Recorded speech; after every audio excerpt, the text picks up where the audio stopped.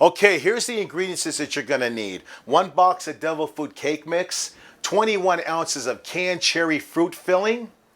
Ah, Mama. Io ho sentito che tu usi le ciliegie dalla scatola.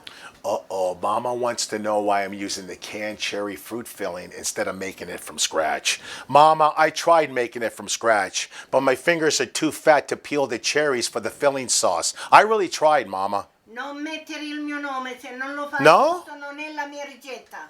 Uh-oh, Mama says I can't put her name on it because I'm just not doing it right. Mama, it's fine. It's gonna taste just as good.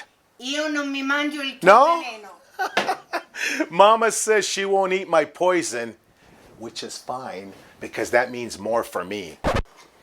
And keep stirring. You got to get it all blended in. Now you're wondering to yourself probably why I'm not using a beater.